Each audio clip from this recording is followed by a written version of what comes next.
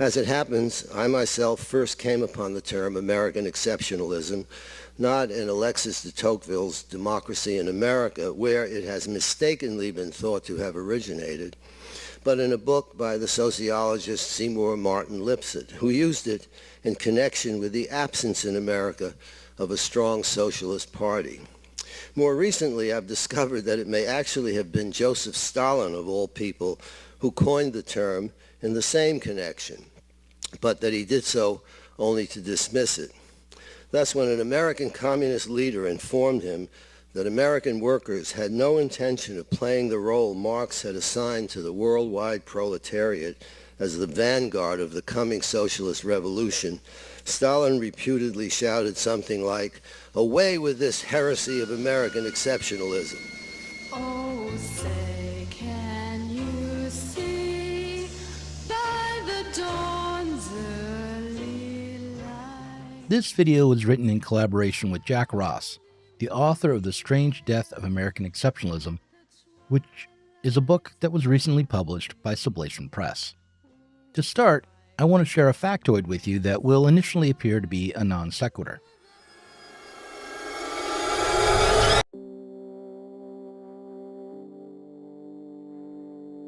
In 2002, the Scottish electronic music duo Boards of Canada released their second studio album. It was called Geogadi, meaning The Earth Run Wild Again, or at least that's what one blog post said it means. The second track on the album was entitled Music is Math, and while the music on the track includes a mashup of recorded voices run through a mixer and distorted in various ways, the one clearly audible lyric on the track consists of this line: "The past inside the present." This idea that the past is still with us, that it is inside and not just behind the present, is a notion I want you to keep in mind as I ask you to consider what will be, for most of you, an obviously wrong-headed idea.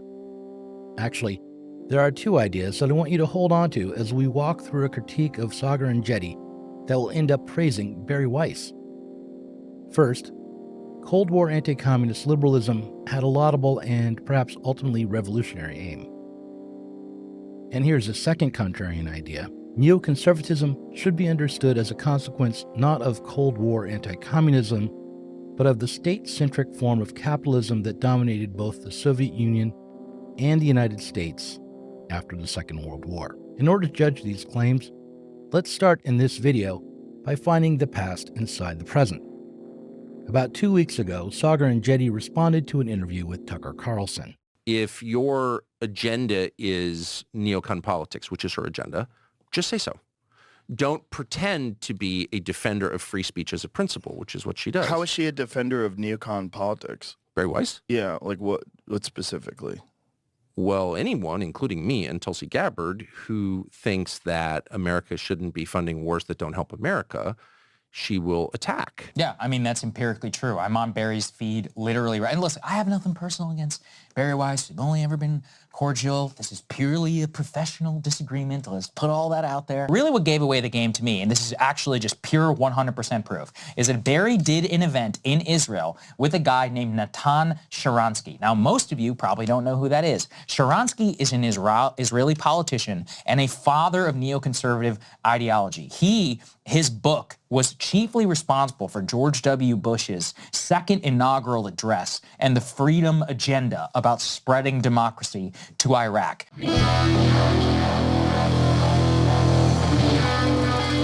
Jack Ross wrote to me to complain about this segment on Saagar and Crystal's show.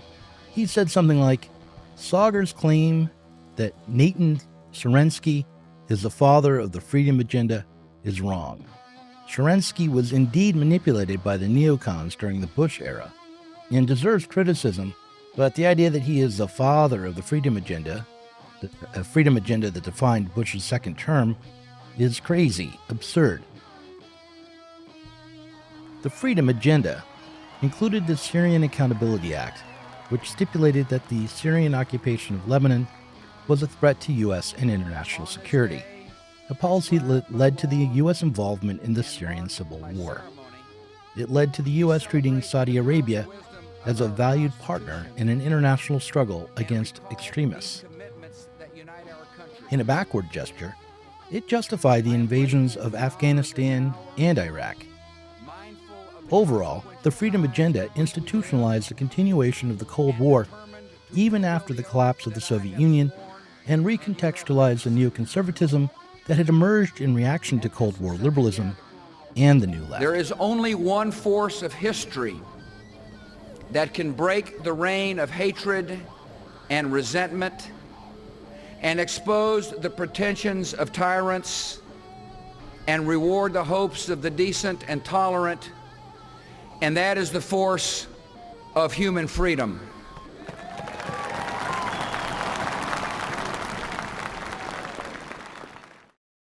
Jack Ross balked at Saagar Enjeti's description of Bari Weiss as a bad faith actor, and his use of Weiss's appearance with Nathan Sharansky as evidence of Weiss's ideological capture by what is sometimes called the blob or the DC consensus. Sure, a commitment to freedom can be turned into its opposite, but to understand how this actually happens, how it really happened, we should recall the history of neoconservatism. To begin with, Ross would remind us that after World War II, anti-communist Cold War liberalism was not identical to neoconservatism, even though, in some cases, Cold War liberals became neoconservatives.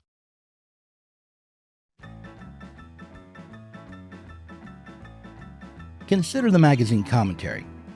Commentary began as a Jewish culture magazine in 1945, and when it began, the original editor, Elliot E. Cohen, and the rest of the staff were firmly on the left side of American politics.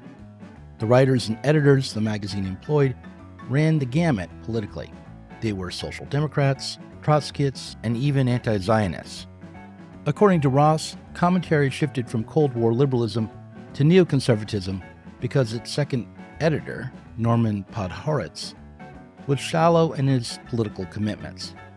He arrived at his liberalism through, quote, an abstract reading of the hawkish rhetoric of John F. Kennedy as contrasted with the realism of Eisenhower and Nixon. Understanding Podhoretz's opportunism and shallowness, Ross writes, can help to explain why the decisive majority of Cold War liberals never became neoconservatives. However shallow Podhoretz's commitment to liberalism and liberty might have been, and there is evidence that his commitment was thin, his essay entitled A Letter to My Son displays both wit and communicates a truth that any honest contemporary Marxist would have to concede to. Quote, from the point of view of the anti-communist intellectuals, one of the worst things about the Soviet system was the ruthlessness with which it suppressed freedom of thought and speech. These were, after all, the freedoms that concerned them most closely as intellectuals, and in fact, one of the main reasons why so many intellectuals were attracted to communism in the first place was their belief that in a communist society, people like them, educated people, cultivated people, would be better off than they felt themselves to be under capitalism. End quote. Ross's objection to Saagar Enjeti's characterization of Bari Weiss and Nathan Sharansky as neoconservative might well come down to this. Both Sharansky and Weiss are precisely the sorts of intellectuals whose concerns about free speech and free thought define their politics.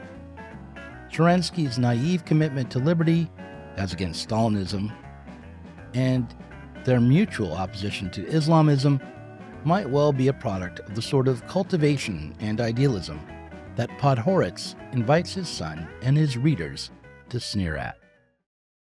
As a less cultivated but perhaps still naive free speech absolutist who is only just now old enough to no longer believe that my words, ideas, or art will redeem me or help me find my proper place in the world, what I am interested in is not whether Bari Weiss is a corrupt right-wing Zionist, but rather just why the American liberal democratic order and Russia's communism both collapsed into what looks to me like conformist, illiberal, and dangerous systems of what I'll label with a reflexist Marxist turn, Bonapartism, or to put it more plainly, how have we ended up at this moment when both the right and the left seem to want to police speech suppress dissent, and in general use the permanent bureaucracy to control and discipline everyday people right into submission.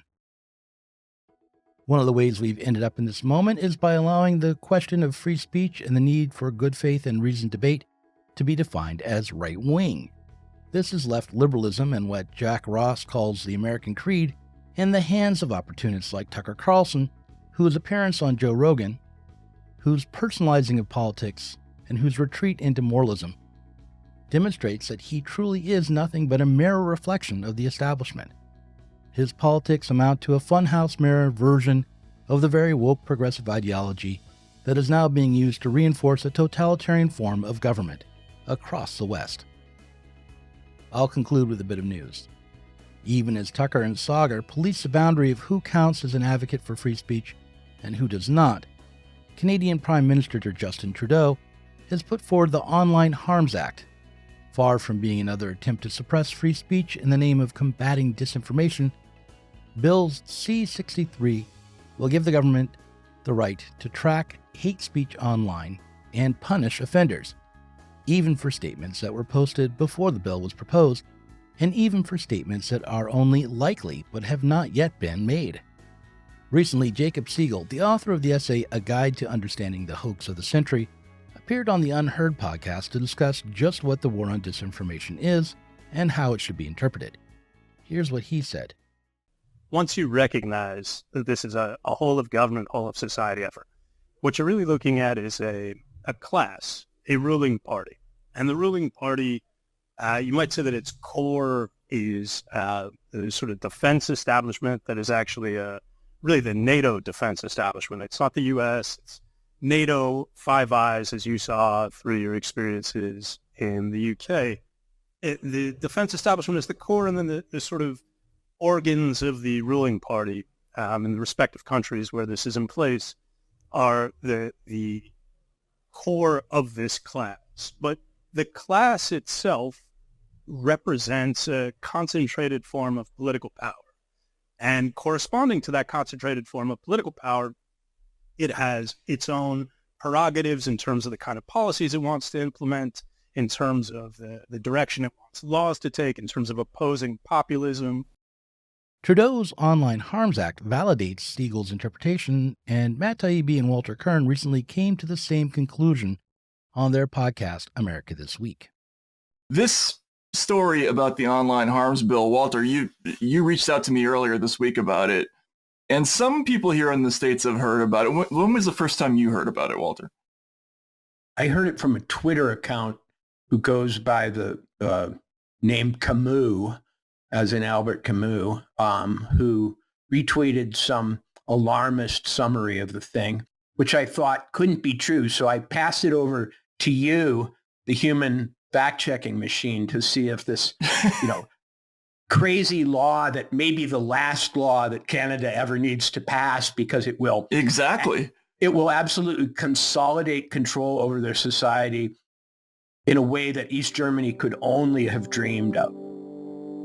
To return to the beginning, while Bari Weiss is a Zionist and may disagree with Tucker and Saagar about the U.S. policy regarding military aid to Israel, she is opposed to the Anti-Semitism Awareness Act, a bill that, while nowhere near as draconian as Trudeau's C-63, recently passed through the House and represents yet another attempt to create conditions to end the right-based form of government that allows citizens to organize politically, associate freely, think and speak independently, and petition the government.